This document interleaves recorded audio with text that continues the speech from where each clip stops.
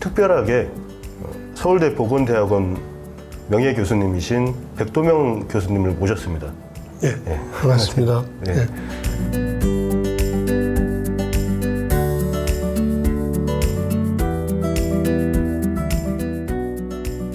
백도명 교수님에 대해서 저도 잘 모르기 때문에 검색을 하다 보니까 학생들이 평가한 내용이 있더라고요. 적어도 2년 전에 이렇게 평가한 내용인데 인품 A+, 연구실 분위기 A+, 강의 전달력 A+, 논문 지도력 A+. 딱 한 가지 실질 인건비만 지금 한 B 플러스 B 정도 되는데 이건 뭐 교수님 탓은 아니니까. 네. 그리고 밑에 실천하는 과학적, 개인적으로 서울대 보건대학원에서 제일 존경하는 분. 와. 처음 보셨죠, 교수님? 실천하는 과학자, 존경받을 만한 선생님. 그리고 세 번째는 좋은 분이십니다. 뭐 이렇게 학생들이 평소에도 이런 얘기 하던가요? 아니, 글쎄요. 저희 연구실이 이게 뭐 연구비를 많이 갖고 하는 그런 적은 아니고 기본적인 그냥 그 현실 문제를 좀 많이 들여다본 그런 연구실이었던 것 같습니다.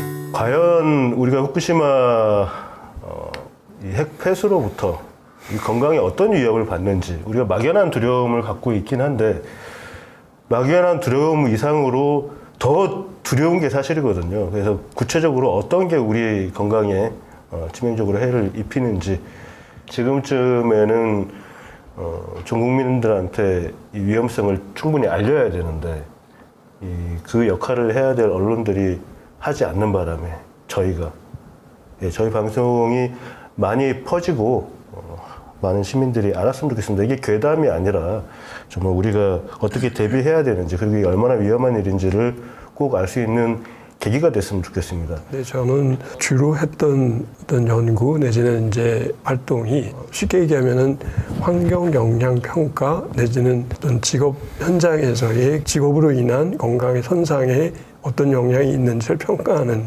이제 그런 작업을 주로 했습니다. 네. 그러다 보니까 방사선 환경 영향 평가도 그 비슷한 내지는 이제 기본 틀은 같습니다. 그렇지만은 약간 좀 방사선이라고 하는 내용이 좀 다르긴 한데 기본 틀 속에서 한번 검토해 오는 기본적인 환경 영향 평가의 틀 속에서 설명을 드린다는 점을 우선 말씀드리고 한번 시작하는 게 맞을 것 같습니다. 첫 번째가 후쿠시마 우리가 시찰을 했잖아요. 사찰도 아니고 예. 시찰을 했는데 요거에 대해서 좀 이게 어떤 의미를 가지는지. 얼마 전이죠. 동경전력이 어떻게 하려고 하는지 가서 뭐 살펴보고 왔다. 그러면서 보고하는 그 자리에서 주요 설비를 확인했다. 내지는 설계대로 시공되었는지 훑어봤다.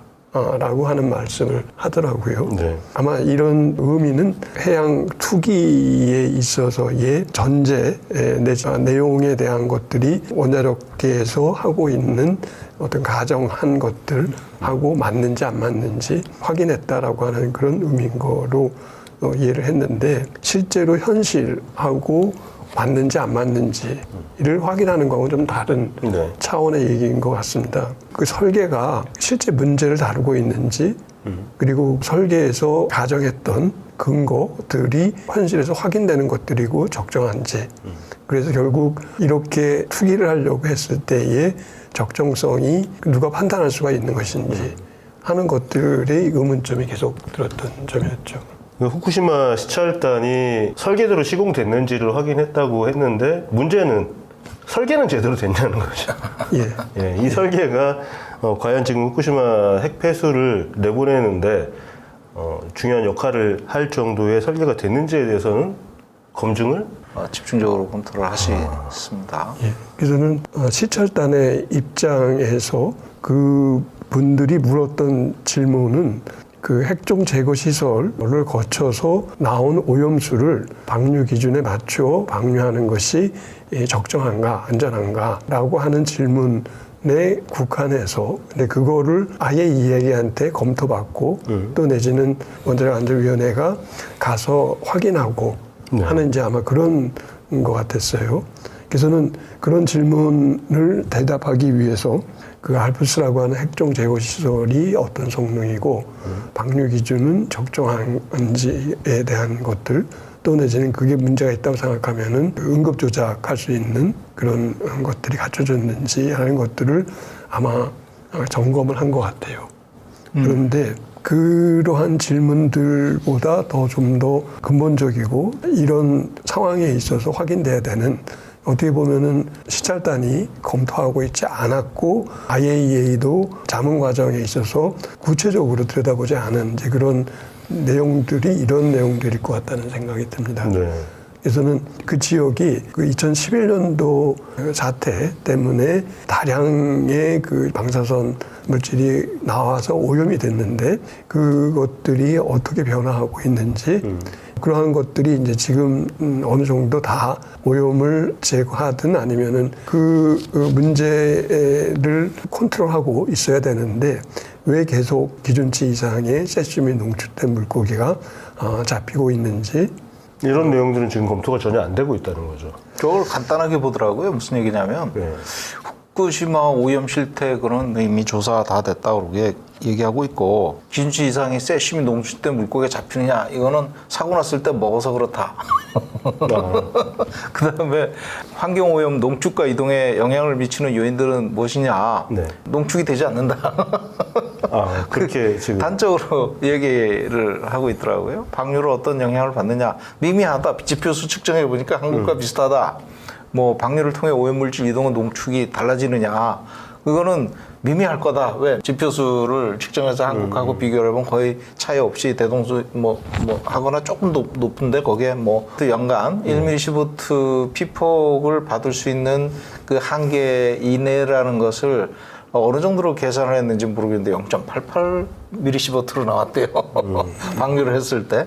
예. 그 뭐 그런 정도 얘기가 이제 진행되니까 더 이상 검토가 안 되는 거죠, 사실. 지금 말씀해 주신 이제 그런 것들에 대한 거에 일부 자료들을 검토를 하고 있는데요. 네. 후쿠시마 같은 경우 더 이상의 오염이 크게 없는 그런 상황에서 지금 이제 알프스로 걸러낸 물이 충분히 깨끗해졌고 그 일부 남아있는 핵종들이 있다라고 하더라도 그것에 1년 동안 섭취했을 때 내부 피폭설량이 1mSv가 되도록 방출 농도를 설정을 해서 맞추도록 희석한 상태에서 투기를 하겠다라고 하는 거가 지금 현재 후쿠시마 동경전력에 있어서의 이야기가 되는 것 같습니다.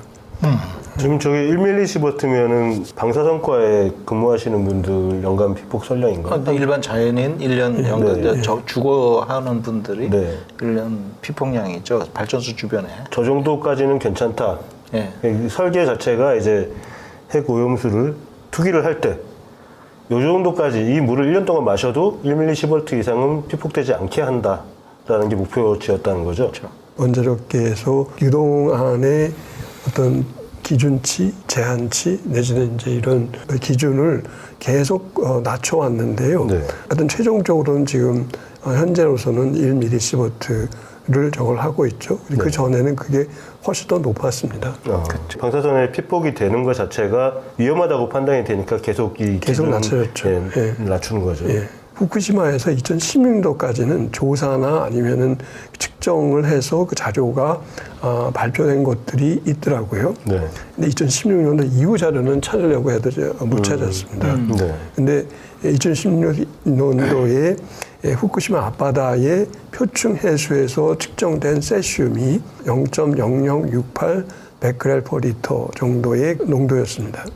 한편 같은 연도에 한국의 바다에서 측정된 농도는 0.00169로서 후쿠시마가 한 4배 정도 높았죠. 네. 그런데 물고기에서 측정된 세슘의 농도는 한국이 0.06 정도로 베크렐 퍼 킬로그램, 그러니까 프레시 웨이트라고 해갖고서는 생선에서 잡힌 네. 이제 그 농도가 한 67 미리베크렐 네. 정도 되는 이제 그런 농도인데 후쿠시마는 그거보다 훨씬 높은 베크렐 단위의 1.36, 그러니까 1360 미리베크렐 네. 정도 되는 농도여서 한 20배 정도가 높은 이제 그런 저거를 하고 있습니다. 저게 측정했을 때 평균 값이죠.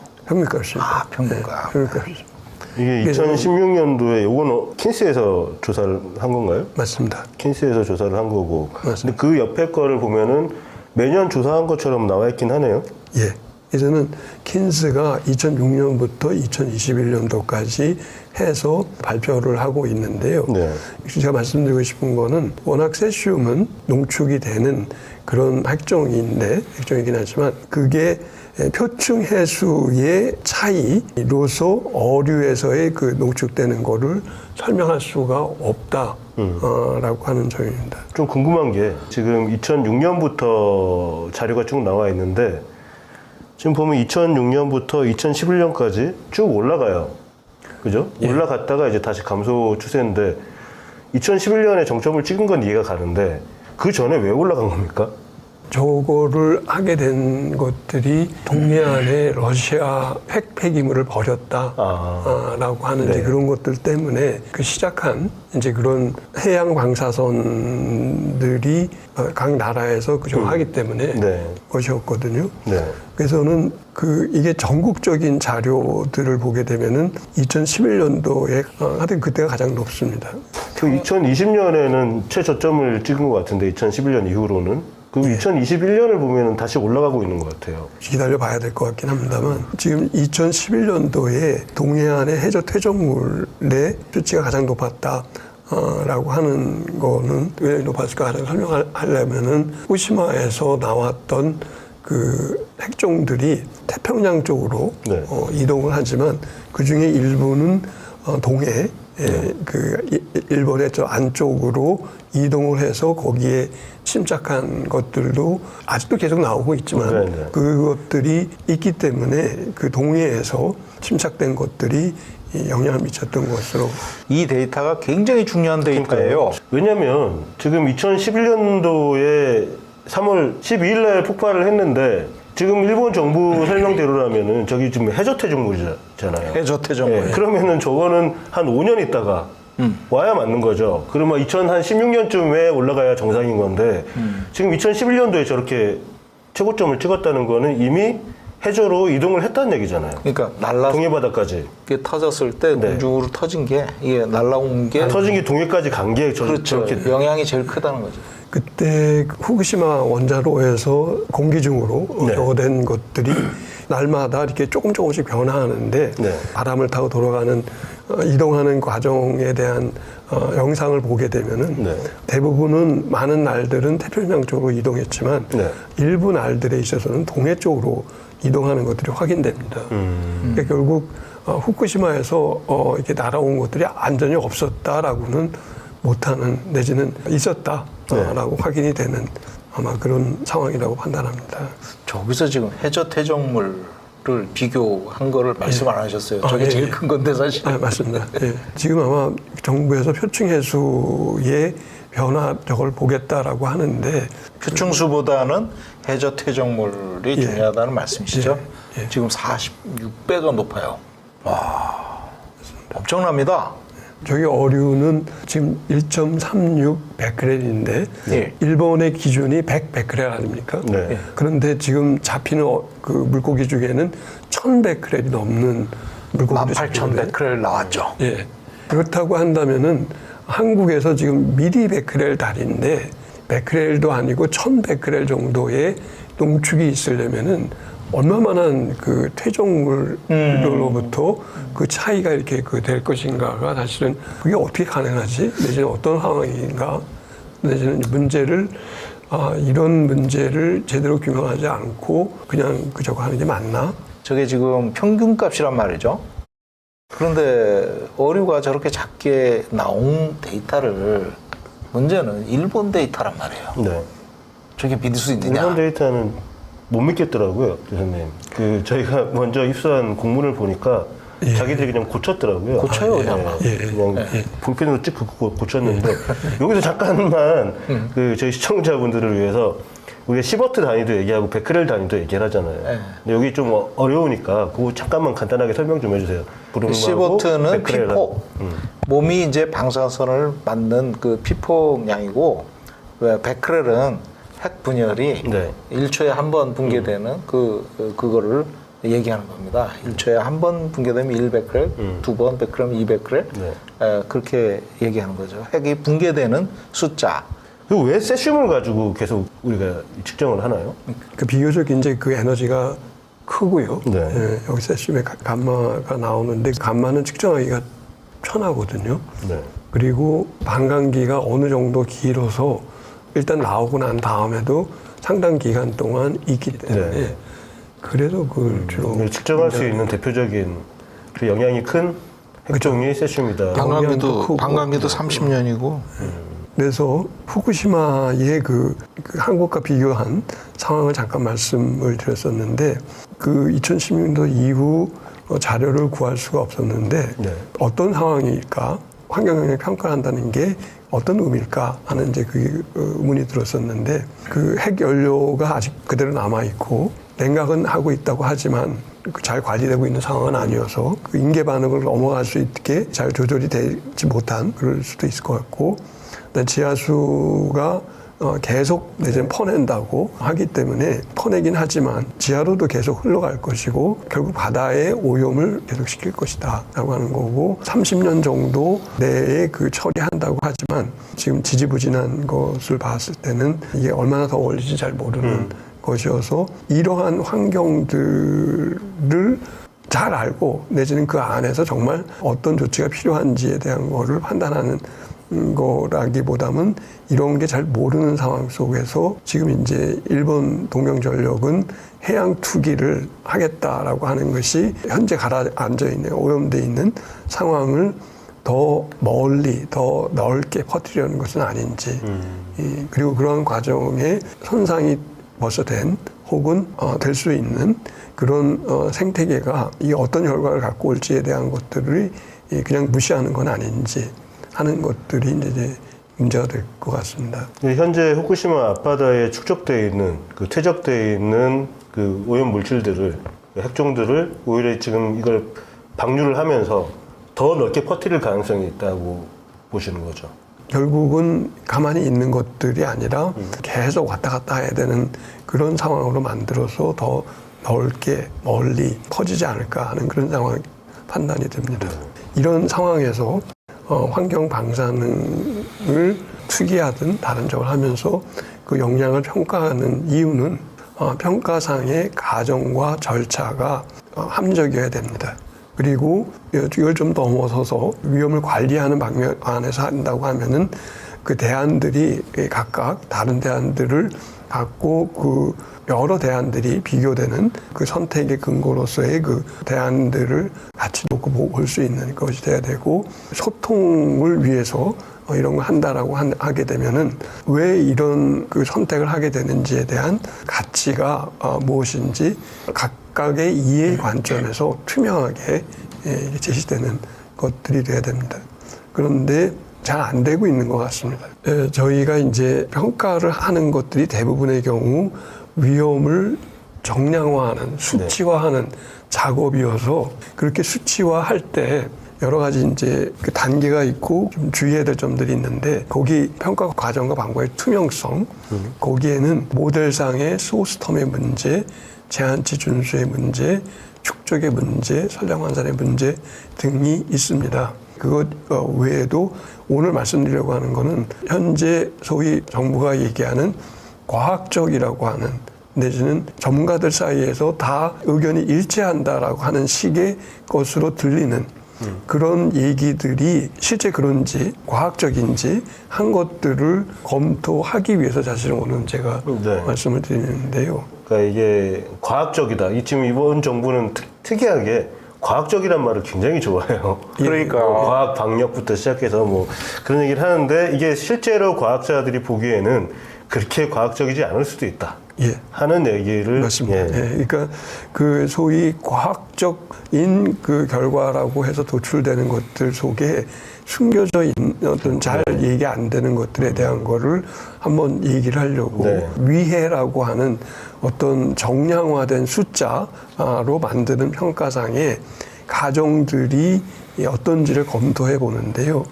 유효설량을 계산할 때 조직들의 분포가 쭉 있는데 그것을 가중치를 해서 합치면은 전체 total detriment 내지는 전체 위해가 계산된다고 했습니다. 그런데 그 가중치가 77년, 91년, 2007년 자꾸 변해요. 네. 그 얘기는 유효설량이라고 하는 것을 계산하는 데 있어서의 모델이 일정하지 않다는 얘기가 됩니다. 그거는 왜 저렇게 바뀌죠? 문제가 되는 기관들이 나중에 등장하는 것도 있고요. 그리고 실제 특히 내부 비폭 같은 경우에 네. 그게 들어와서 모든 조직에 일정하게 균질적으로 분포하지는 않아요. 핵종에 따라 다르긴 하지만 그 요드와 같은 경우에는 갑상선에 또 내지는 그 스톤증 같은 경우에는 뼈에 이제 이런 식으로 주로 분포하는 것들이 달라지다 보니까 그런 것들을 감안해서 다시 계산을 하려고 했을 때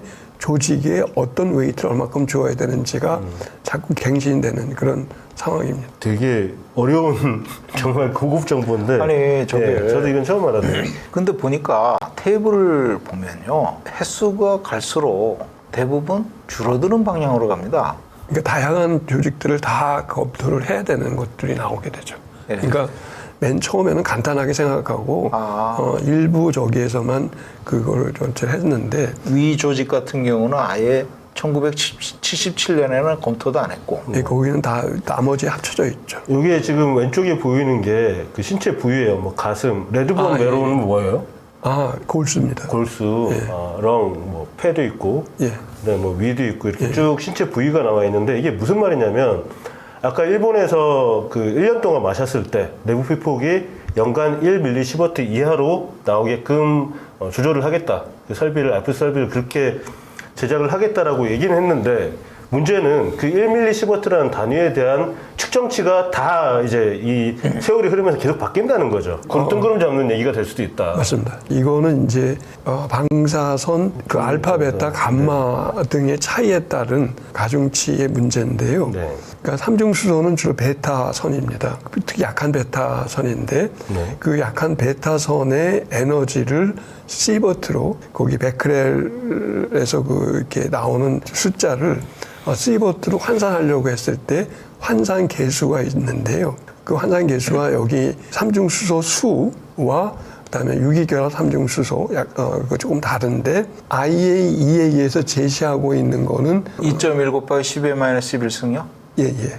저게 환산계수죠? 예, 맞습니다. 예. 이게 이제 환산계수가 되는데요. 그런데 잘못됐다라고 하는 그 주장들이 많이 있고 특히 여기 그 존 해리스라고 하는 사람이 작게는 2배 내서 3배, 크게는 여기 2.1에서 40을 비교하면은 한 10배 이상 환산계수에 있어서의 차이 내지는 여러 가지 다른 환산계수들이 제시되는 것들이 볼 수가 있습니다. 이제 이거는 포투스는 뭔가요? 피투스 저건 태아. 태아입니다. 태아. 예. 그 환산 개수가 달라지는 이유는 그 각각 대상에 있어서의 민감도가 다른 것도 있고, 그 다음에 그 아까 말씀드린 베타 선의 그 성격을 좀 덜 위험한 걸 볼 거냐, 더 위험한 걸 볼 거냐, 내지는 아주 위험한 걸 볼 거냐 등에 따라서 또 달라지는 것들이 있게 됩니다. 그래서는 이건 제시된 환산 계수인데요. 그 소위 시버트를 계산하는 방식이 작게는 10배 이상 차이가 날 수 있다. 네. 어떻게 이해하시면 되냐면 어른하고 태아하고 방사선이 얼마나 영향을 미치나 이건 뭐 삼중수소를 예를 들어가지고 성인하고 태아 같은 경우는 숫자 차이가 많이 나죠. 6.6, 14, 뭐 20에 40 이렇게 크게 차이가 나는 걸 봤을 때 적어도 이제 태아한테는 엄청난 영향을 미쳐요. 이건 왜 그러냐면 방사선 자체가 몸을 이렇게 치고 들어온단 말이죠. 그러면 우리가 세포 분열을 할 때 DNA를 파괴시키거나 세포가 정상적으로 이 분열을 해서 성장하는 거를 막게 되는데 그걸로 이제 암이 걸리는 거잖아요. 근데 이 어른보다는 태아 같은 경우는 계속 매일매일 자라잖아요. 특히 어린이들 마찬가지. 그래서 성인보다는 어린애들 그리고 특히 태아한테 큰 영향을 미친다라는 것 자체도 이걸 어떻게 계산해야 되느냐 하는 것도 계속 이 기준점이 우리가 명확하게 알고 있지 않다는 거예요. 그러니까 계속 변하고 우리가 과학적이라고 하는 말에 너무 맹신하지 말아야 된다. 그 자체도 불확실성이 매우 많다. 높다. 10배까지도 차이 날 수가 있다. 이제 그런 말씀을 하시는 거죠. 그래서 일부 과학계 지식인이라고 하는 사람이 저렇게 환상계수를 적용해서 했을 때 이거밖에 안 된다 이런 얘기가 안전보다도 안심을 강조한 게 아니냐 이렇게 이제 보이는 거죠. 정량화를 하면은 쉽게 이해될 수 있는 그 장점이 있지만 그게 마치 정확한 것처럼 보여질 수 있는 그런 단점이 또 있는 것 같습니다. 근데 실제 내용에 있어서는 그 숫자가 정확하냐라고 했을 때 상당한 어떤 오차 내지는 왔다 갔다 한 여러 가지 의견들이 있다는 걸 아마 말씀을 드려야 될 것 같고요. 일본이 바다에 방류하면서 어떤 규제 기준치에 맞춰서 하고 있다라고 얘기를 하고 있는데 근데 그 기준치라고 하는 것 자체가 유해나 건강 기준인 것처럼 이렇게 얘기를 저걸 하고 있습니다. 그리고 그에 맞추면은 마치 문제가 전혀 없는 것처럼 얘기를 하하는데 직업적인 노출에 있어서의 기준이 어떻게 변해왔는지를 보여드리는 건데요. 한때는 500mSv 정도에까지 이 기준이 굉장히 높았어요. 옛날 사람들이 더 강했나 봐요. 그 실험실에서도 주로 하게 되는 실험 그런, 단계에서 취리부인 돌아가시는 거 보고. 동위원소 뭐 이런 거 할 때요. 그때 위험했죠, 진짜. 그때 그냥 하다가 이거는 이렇게 하면 문제가 될 수 있으니 좀 관리하자라고 하는 것들이 아마 이 정도의 수준에 있던 것 같습니다. 그래서 90년대 20mSv 정도 수준까지 됐는데요. 후쿠시마 때는 얼마가 됐냐면은 250mSv로 다시 올라갔어요. 물론 이제 임시적으로 올린 거였는데 그 기준치라고 하는 거가 이렇게 보게 되면은 문제가 있다고 생각해서 낮춰온 그런 저거가 됐지만 필요하면은 다시 올리기도 하는. 그러니까 안전한 기준치가 아니라 관리상의 기준치다. 이제 이 말씀을 하신 건. 저게 이제 의학적 판단보다는 정무적인 판단에 의해서 그렇죠. 관리 기준. 왔다 갔다 한다라고 봐야 돼요. 그래서 기준을 잠깐 말씀을 드렸는데 그 일본이 하는 기준이 그러니까 6만 베크렐을 삼중수소의 경우 기준으로 삼고 저걸 하고 있습니다. 근데 그 다른 그 오염물질들도 같이 방출이 되기 때문에 세슘 내지는 스트론튬 같은 것들이 같이 방출이 되기 때문에 삼중수소는 6만 베크렐을 전부 다 채우지 못하고 1,500 베크렐로 낮춰서 방출을 해야지 그래야지 이게 기준에 맞는다. 이렇게 되기 때문에 6만에서 1,500으로 희석시키는 그 작업을. 교수님 말씀에 100% 동감합니다. 무슨 말씀이냐면 6만 베크렐로 해가지고 방출을 시키면 삼중수소 말고 다른 핵종들의 농도 기준을 못 맞춰요. 그렇기 때문에 40배로 희석을 시켜가지고 삼중수소 농도가 6만 베크렐이니 1,500 베크렐 퍼 리터로 농도를 낮춰가지고 아주 안전하게 묽게 해서 내보내겠다 이런 뜻으로 오해를 하게 만드는 거예요. 사실 그렇게 40배로 희석을 하는 이유가 삼중수소 때문에 한 게 아니라 교수님 말씀처럼 다른 핵종들을 못 맞춰요. 농도비를. 그러니까 40배로 희석을 시키면서 포장을 해서 삼중수소를 6만 베크렐인데 우리가 1,500 베크렐로 낮춰서 이렇게 묽게 내보내니까 안전하다 이게 아니고 다른 핵종들을 못 맞추는 거예요. 사실은 이렇게 낮추게 되면은 다른 여기 이제 세슘이나 스트론튬의 것도 같이 희석이 되는 거잖아요. 희석이 되잖아요. 그래서 사실 그 계산이 달라져야 되는데 그건 계산 달리 하지는 않더라고요. 이렇게 해서 기준을 맞춘다라고 얘기하는데 이거는 좀 바다에 들어가면은 바다에 들어가서 단시간 내에 내지는 어느 정도 기간 내에 희석이 될 텐데 그거를 구태여 희석시켜서 내보내는 거하고 내보내서 희석시키는 거하고 그 차이로서 일본도 제대로 설명을 하지 못하는 것 같습니다. 제가 엊그저께 공개했다고 하는 그 일본 외무성 간부하고 누구인지는 정확하게 모르겠지만 지금 이제 ADB 아시아 개발은행 총재로 보이는 사람하고 둘이 대화하는 내용 중에 어떤 내용이 있었냐면 IAEA에서 측정하는 기준은 이 핵폐수를 희석한 후에 검출을 하는 거다라고 그렇게 하기로 약속이 돼 있다. 이런 얘기를 하더라고요. 근데 예를 들긴 좀 그렇지만 핵폐수라고 오염수라고 했을 때 이렇게 해서 재느냐 아니면 이걸 물에 이렇게 타서 재느냐 이 차이라고 설명하는 거죠.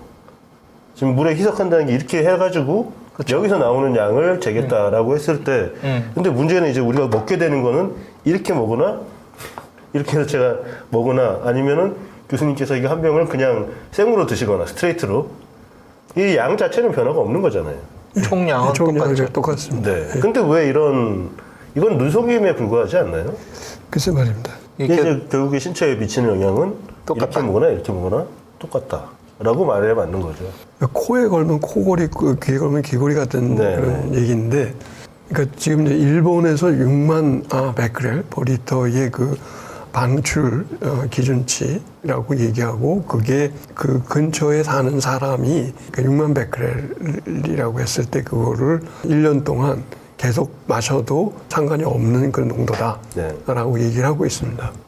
그런데 규제하는 삼중수소의 그 제한치가 각 국가마다 다른 걸 볼 수가 있는데요. 그러네요. 다 다르네요. 엄청 차이 나는데. 예, 캐나다, 호주 같은 EU. 경우 네. 7만 6천도 있고, EU 같은 경우 100도 있고, 네. 미국 같은 경우 740도 있고, 굉장히 이게 달라서 도대체 이거 왜 이렇게 기준치가 다 다르냐? 0.1mSv 수준으로 계산했느냐?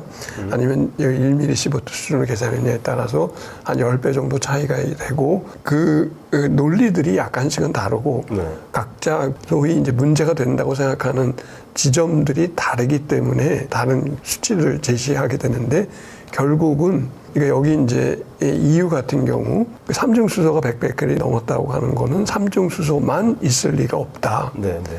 다른 것도 같이 있을 것이다. 네, 네. 라고 할 수 있기 때문에 네. 그렇게 되는 것들은 먹는 물로 적합하지 않다. 라고 하는 거가 사실은 어떻게 보면 이게 좀 더 합리적인 그런 판단일 수가 있고요. 그러네요. 최근에도 일부 과학자라고 이제 얘기하시는 분들이 저런 얘기를 자꾸 해요. 얘기하면서 삼중수소만 얘기해요. 삼중수소만. 다른 핵종은 얘기를 안 해요. 같이 있다는 얘기를. 알프스가 뭐 다 제거한 것처럼 또 일본도 얘기를 해서 많은 국민들은 지금 삼중수소만 제거가 안 되는 줄 아는데 그게 아니라 상당히 많은 핵종들이 잔존하고 있는데 고위 관료들이 다 마시겠다 뭐 이런 얘기를 또 갑자기 해요. 그래가지고 저런 점들을 놓치고 있는 게 아닌가 이런 생각을 좀. 아니, 그 얘기 잠깐 해야 될 것 같은데 삼중수소를 기준으로 삼는 이유는 뭔가요? 음용수 기준을 삼을 때? 음용수 기준으로 이제 삼중수소만 가지고 따진 거고 다른 핵종들은 네. 아예 저기 음용수 기준으로 굉장히 작아요. 그리고 이제 지금 거의 먹으면 안 된다. 정부 측에서 카톡이나 이런 걸로 뿌리고 있는 얘기 중에 하나가 중국이 삼중수소가 더 많이 나온다. 중국 원전에서 핵발전소에서 더 많이 나오기 때문에 일본은 거기에 비하면 미미한 거다. 따지려면 중국에 따져라 이런 얘기를 하거든요. 삼중수소 이외에도 네. 글쎄 알프스로 이렇게 얼렀다고는 하지만 핵분열 물질들이 이게 포함되어 있는 오염수와 네. 그러니까 중국은 어떻게 보면은 정상적인 원전 가동을 통해서 냉각수 속의 삼중수소와 약간의 좀 다르다고 판단해야 될 게 맞을 것 같은데요. 그러니까 중국에서 나온다고 하는 건 뭐 중국뿐만 아니고 뭐 우리나라도 마찬가지긴 한데 그건 이제 다음번에 아마 설명을 해주실 것 같은데 삼중수소는 자연적으로 나오는 거죠. 이게 굉장히 고온 고압의 원자로를 한 바퀴 돌고 나오면서 삼중수소가 발생을 하는데 그거는 어느 정도 이제 우리가 컨트롤된 환경에서 나오는 것과 그리고 지금 후쿠시마 같은 경우는 아예 원전이 터져버렸잖아요. 터져서 거기서 삼중수소만 나오는 게 아니라 여기서 나오는 핵종이 몇 가지나 됩니까? 뭐 수천 종 되죠. 네, 지금 방사성 핵종이 수천 종이 되는데 거기서 지금 겨우 걸러낸다고 하는 게 한 16가지? 30개를 지금 관리 핵종으로 하고 64개까지 나온다고 돼 있죠. 네. 근데 거기서 지금 알프스를 걸러내는 거는 한 몇 개 정도 걸러냅니까? 지금 뭐 걸러내는 게 거의 없지 않나요? 그러니까 저감시키는 거죠. 저감시키는 거죠. 네. 네. 그러니까 이거 자체는 비교 대상이 아니에요. 예를 들어서 그 후쿠시마 원전 사고 때 이게 폭발로 인해서 삼중수소가 어마어마하게 나갔거든요. 네. 그거는 왜 안 따지냐? 그렇죠. 지금부터 나가는 것만 왜 따지냐? 네, 맞습니다. 10년을 넘게 내버렸죠. 그래서 환경 관점에서 봐야 된다는 거죠. 총량, 네. 총량 관점으로 봐야 된다는 게 꽤 중요하다. 환경 관점에서는. 어떤 과학적으로 마치 이게 안전한 것처럼 그냥 그 자체로서 얘기하는 것은 맞지는 않는 것 같습니다. 그 오염되지 않은 환경에서는 네. 200g을 넘어가지는 않을 것 같습니다. 않는 것 같습니다. 그래서는 기준치 문제를 적용하는 그에 위해서는 그게 어떤 형태로 우리 몸에 얼만큼 있는지가 알려져 있어야 되는데요. 삼중수소를 일본의 같은 경우 6만 베크렐의 농도로 바깥 환경에 버린다 하더라도 그게 몸 안에 들어와서 나가기 때문에 내지는 이제 그러한 것들이 1년 동안 음용을 한다 하더라도 실제 몸에 작용하는 시간들이 얼마 안 되기 때문에 괜찮다라고 얘기를 하게 되는데 오른쪽에 있는 그래프 두 개가 삼중수소의 형태에 따라서는 몸에 들어와서 있는 시간이 훨씬 다르다 하는 거를 보여주는 이제 그런 그래프입니다. 위에 있는 거는 쥐에다가 삼중수소가 물이 되어 있는 그 형태로서의 그 저거를 줬을 때 보시게 되면은 쥐에서 빠져나오는 기간에 있어서의 거가 한 반 정도 되는 그런 지점이 그 한 열흘 정도 지났을 때 몸에서 빠져나오는 그 저거를 보여주는데요. 밑에는 쥐에다가 그 삼중수소가 문제가 된다라고 하는 것이 알려지게 된 그 중에 그 하나가 삼중수소를 가지고 제품을 만드는 이제 그런 공장들이 있습니다. 지금은 잘 안 만들지만 예를 들어서 시계의 형광 다이얼을 그렇죠. 만들 때 삼중수소가 들어가 있는 형광 물질을 가지고 만들었는데 그 공장이 있는 지역의 강에 그 카디프라고 하는 도시인데요. 카디프만 거기에서 잡히는 물고기에서 삼중수소가 굉장히 높은 게 발견이 됐습니다. 어떻게 된 건가 봤더니 공장에서 나온 삼중수소가 강에 침적하고 그걸 물고기가 먹어서 굉장히 높은 농도의 그 삼중수소를 갖고 있는 물고기가 발견이 됐는데요.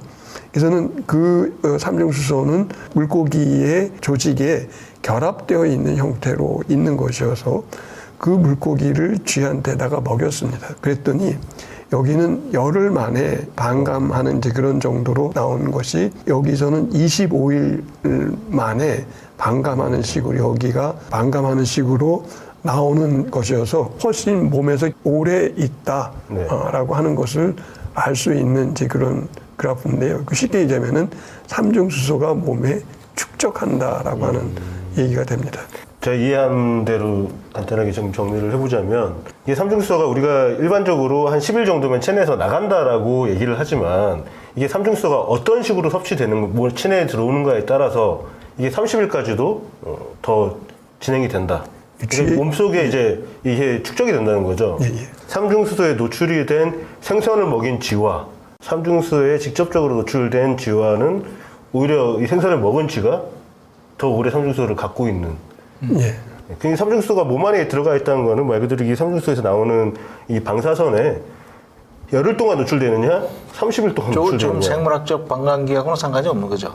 생활적 반감기 자체가 더 길어지게 되죠. 더 길어지게 되죠. 그러니까 물 같은 경우는 오줌으로 쉽게 그냥 빠져나온다고 하는데 여기 이제 물고기거든요, 피쉬. 에 삼중수소가 조직에 결합되어 있는 형태로, 그러니까 고기의 여러 조직의 살에 내지는 뭐 다른 부위에 이렇게 결합되어 있는 형태의 물고기를 먹었을 때는 그 몸에서 훨씬 더 오랫동안 삼중수소가 존재하게 된다라고 하는 이제 그 실증적인 데이터인데요. 그 이후로 이 삼중수소가 유기결합을 하게 되면, 그러니까 수소라고 하는 거는 삼중수소도 똑같은 수소이기 때문에 산소와 결합해서 물을 만들기도 하지만 탄소와 결합해서 탄수화물을 만들게 됩니다. 그래서는 이 삼중수소가 탄소와 결합된 탄수화물이 돼서 그 체내에 이렇게 조직의 한 성분이 됐을 때는 훨씬 오랫동안 지속되는 건데요. 이거는 이제 캐나다의 원전 근처에서 유기결합되어 있는 그러니까 Organically Bound Tritium이라고 해갖고서는 OBT라고 아까 이 OBT에 해당하는 그런 것이 얼마만큼 많이 있는가라고 하는 것을 조사를 하면서 그 환경에 있는 삼중수소물이 있겠죠. 근데 그게 해저 생물들한테 농축이 돼서 유기결합되어 있는 경우에는 아까 말씀드린 훨씬 더 몸에 높아지는 내지 오래 있는 그런 상황이 되는데 그 비율, 그 농축 개수가 얼마큼 되는가를 보여주는 건데요. 여기 보게 되면은 몇 살, 그러니까 조개 같은 경우에 한 40이 넘습니다. 40배 정도 더 농축이 되는 걸 보여주고 있습니다.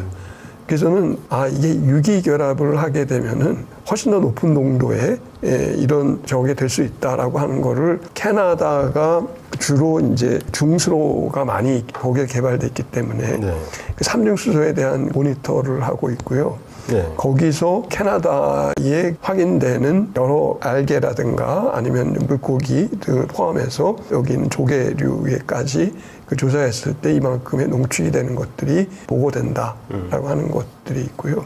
지금 보면은 제일 왼쪽에 있는 그 전에 거 보시면은 알라지라고 되어 있는 게 저기 조류 해조류겠죠. 해조류고 그다음에 머슬이라고 되어 있는 게 홍합 같은 건데 그러니까 저게 당연히 이제 이 바닥에 부착 생물들은 더 많이 농축이 되는 거죠. 좀 이해가 안 가는 게 네. 삼중수소가 굉장히 물 속에서 네. 분포가 잘 될 것 같아요. 그러니까 바닥에 많이 모이거나 이러지는 않을 것 같거든요. 그렇죠. 뭐 무거운 건 아니니까. 무거운 게 아니니까. 네. 그런데 쏘니까 말 그대로. 홍합에 집중적으로 지금 저렇게 된다는 거는 한 자리에 오래 있어서 그런 거 아닐까요? 홍합은 한 자리에 부착 생물이니까 그냥 한 자리에 있어서 받아 그런 거 먹어. 아닐까요? 받아 계속. 그럼 왜 그런지. 그것까지 설명을 아마 드리면서 저걸 하는 게 맞을 것 같은데요. 강에 침전돼 있는 삼중수소를 산업적으로 이용하는 공장이 있게 되면 이제 그 되는 걸 알아서 그 여러 가지 측정을 해봤어요. 네. 파악이 된 것인데 강 바닥을 코어를 뜯는다고 하나요? 이렇게 해서는 땅을 이렇게 해서 이 침전된 것들이 각 연도가 지나면서 쌓이게 되는데 네, 네. 그 쌓인 것들 속에서 여러 가지 그 물질들이 이제 분석이 되는데 유기물 분석을 했을 때 그 유기물 내에 삼중수소의 농도가 이렇게 되는 것을 보여주고 있습니다. 삼중수소의 농도가 이렇게 되는 거는 63년도에 원폭 때문에 가장 삼중수소가 굉장히 제일 많이 네, 적어됐었대요. 그랬는데 그로부터 10년이 지난 73년도 네.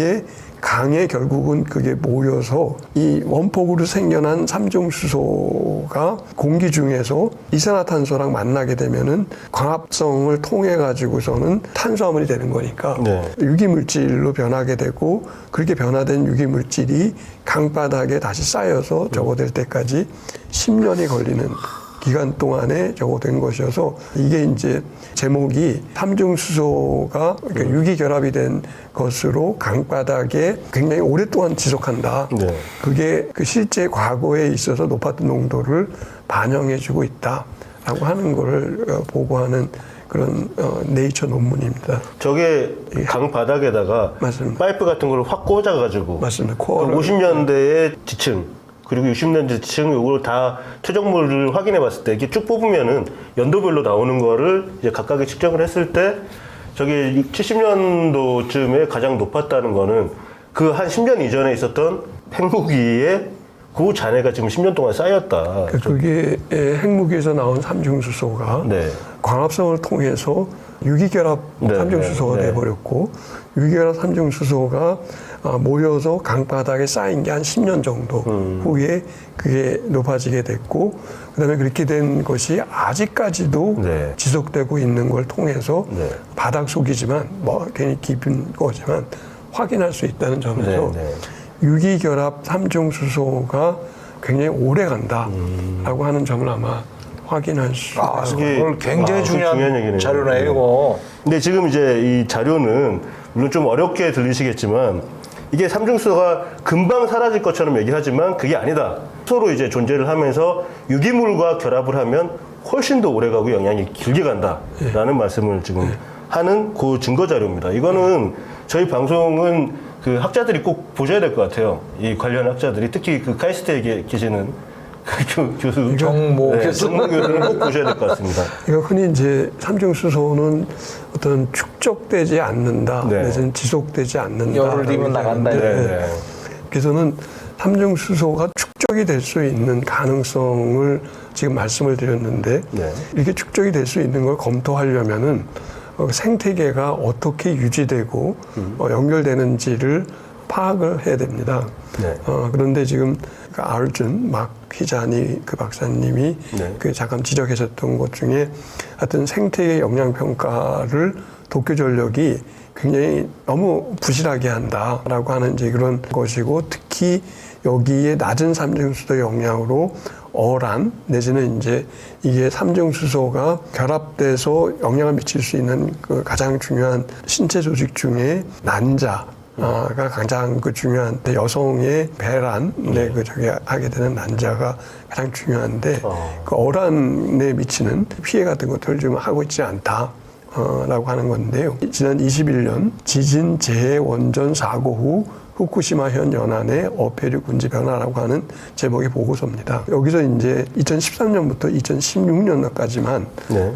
내 자료를 보고하고 있는데요. 여기서 어업 활동을 하고 있지 않은데 이런 생물들은 없어져 버리는, 사라져 버리는, 그러니까 없는 이제 이런 그 변화가 보여지고 있고, 깊이에 따라서 2013년부터 네. 2016년도 6월까지 네. 연도별로 쫙쫙쫙 변화하는 거를 보여주고 있습니다. 그래서는 어패류 중에 특히 각각류와 이제 성게나 불가사리 같은 2013년 1월 달에 이만큼 있었는데, 그게 이제 2016년에는 거진 보이지 않는 수준으로 이제 없어지는. 그쪽으로든 다 바닥에 이렇게 다니는 것들 아니에요? 그렇죠. 그러니까 지금 보면은 이 오른쪽에 있는 표가 2013년부터 2016년까지 조사한 자료인데, 노란 게 각각류인가요? 예, 예, 예. 노란 게 각각류 같고, 빨간 게 두 종류. 그러니까 뭐 문어, 예, 예. 쭈꾸미 이런 거겠죠. 두 종류. 그리고 그다음에 여기 하늘색에 있는 거가 하늘색이 극피류. 그러니까 뭐 아까 성게알, 성게, 예, 성게, 불가사리 이런 거예요. 그리고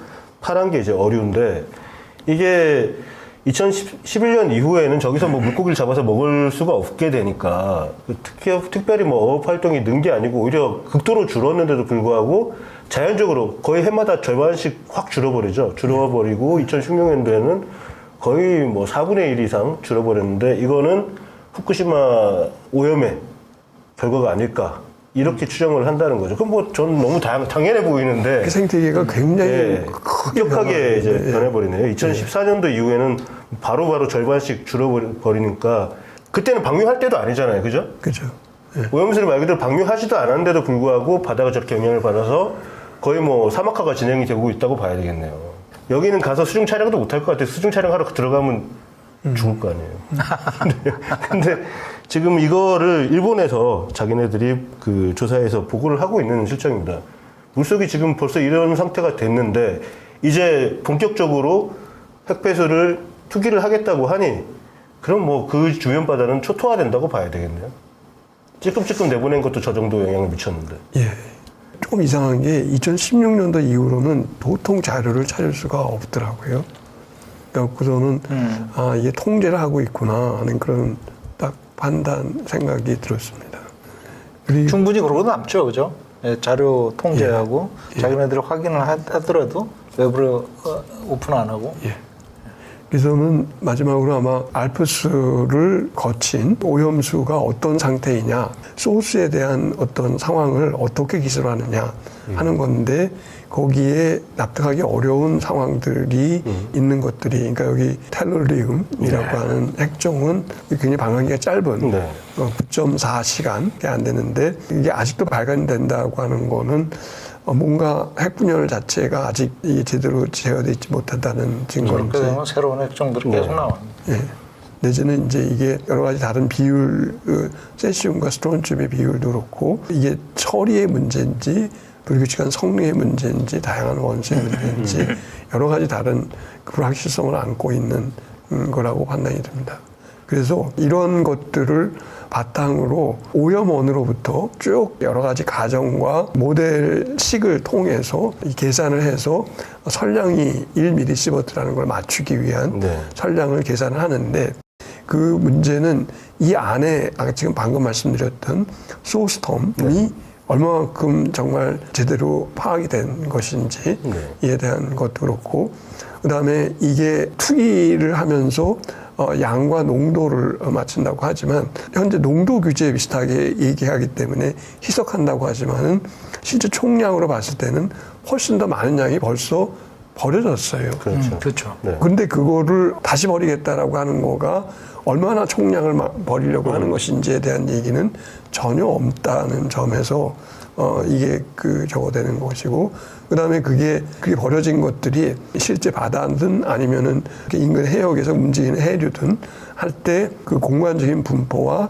시간적인 변동에 있어서 어떤 거는 가라앉을 수 있지만 그게 불균질하게 됐을 것이고, 그다음에 아까 몇 가지 말씀을 드렸지만은 축적이 일어날 수 있는, 특히 위기결합을 통해서 지속할 수 있는 그런 생태계의 가능성들이 있기 때문에 이런 것들에 대한 평가가 제대로 안 된 그런 상황에서 사람들이 먹고 마시고 뭐 한다는 이제 이런 저걸 하게 되는데, 그 평가가 1mm 시버트를 맞춘다고 하는 거는 약간은 좀 우격다짐으로 맞추게 되는 그런 방식이어서 너무 많은 불확실성들을 그냥 과학이라고 하는 숫자화되는 것에 감춰진 이제 그런 내용이 되지 않았나 하는 판단입니다. 오늘 굉장히 중요한 말씀을 하셨는데, 저 과정에서 최종 선량 1mm 시버트를 맞추는 과정에 너무 많은 불확실성이 게재되어 있기 때문에 저 안에서 어떤 내용들이 어떻게 나왔는지 공개적이고 투명하게 이렇게 하고, 또는 교차 검증이 되지 않고서는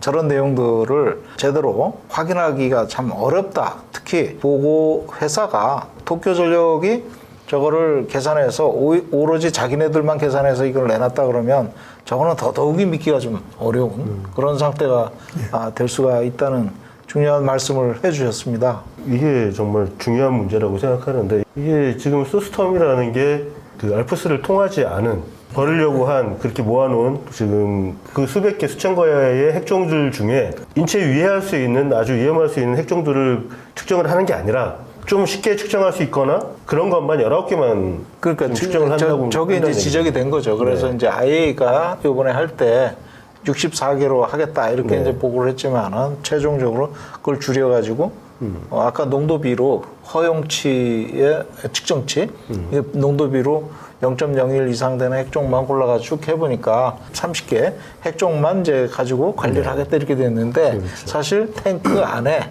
0.01 이상 되는 핵종이 수시로 바뀝니다. 그래서 30개 핵종만 가지고 한다고 하는 것도 문제가 있다. 그러니까 독극물이 지금 최소 수십 개 이상은 우리가 필터링을 해야 맞는 건데, 그조차도 다 못하고 그렇죠. 그 절반만 하겠다라고 얘기를 하는 건데, 그 절반만 한다는 것도 지금 말이 좀 안 된다고 보이는 게, 인체 영향의 기준으로 해서 1mm 시버트 이하로 만들어서 내보내겠다고 하는데, 그게 지금 과연 가능할까의 여부. 그러니까 그 이제 불확실성이 많아서 네. 정확하지 않을 가능성이 많고 투명하게 관리가 되지 않고서는 의도된 결과를 내놓을 가능성도 많다. 지금 그 말씀을 하신 그렇죠. 거죠. 많이 돌려서 얘기하셨지만 일본 얘네 못 믿겠다라고 한독지기. 네, 말씀하셨고, 그리고 이제 여기 제일 저는 중요하다고 보이는 게 텔레리움이라는 127. 127. 이 원소는 반감기가 9.4시간이니까 이거는 뭐 이미 지금 사고 난 게 12년이 지났잖아요. 그러면 벌써 2011년도에 다 없어졌어야 되는 저건 건데, 보이지를 않아야 돼. 네, 지금도 나온다는 건 지금도 사고가 계속 되고 있다라고 봐야 돼요. 붕괴가, 핵 붕괴가, 분열이 이제 계속 일어나. 그러니까 이제 우리 이제 일반적인 개념으로 봤을 때는 2011년도 3월 10일 날 사고가 나고 끝난 게 아니라 지금도 그 사고가 계속 진행되고 있다라고 보는 게 맞다. 그러니까 밑에서 이게 쌓여 있는 네. 핵 용융물에서 임계가 진행되고 있다. 이미 이제 핵 분열이 끝나고 거기서 나온 잔여물을 탱크에 쌓아놨다가 그마저도 이제 조금 필터링 했다라고 얘기를 하는데, 그걸 쌓아놨다가 버리고 나서 한 30년 버리면 끝난다라고 말을 하는 것 같지만 실제로는 그 안에서 계속 생성이 된다는 거잖아요. 그렇죠. 예. 그래서 저 문제를 해결을 해야 되는데 일본은 지금까지 너 탔지. 이거는 자기네들이 해결할 수 있어. 내려놓고 오염수는 또 공해상에다 갖다 버리는 이런 행태를 보이는 거는 비난받아 마땅하지 않느냐. 저희한테 자꾸 괴담을 유포한다고 하는데, 이게 괴담이 아니라고 말씀하시려면 교수님하고 맞짱 뜨셔야 됩니다. 교수님하고 과학적으로 당신들이 좋아하는 과학적으로 한번 토론을 한번 해보시죠. 저희가 그 정모 교수를 한번 불러서 저희가 한번 대화를 해보던가, 누가 과학적인지, 누가 지금 디테일한 정보를 가지고 설명을 하는지, 막연하게 과학적이라는 얘기만 하면서 괜찮다, 뭐 기준치 이하다 이런 말만 반복하는 게 과연 과학적인 태도인지 한번 묻고 싶습니다. 네, 오늘 긴 시간 동안 교수님 말씀 너무 감사했습니다. 감사했습니다. 예, 수고하셨습니다. 예.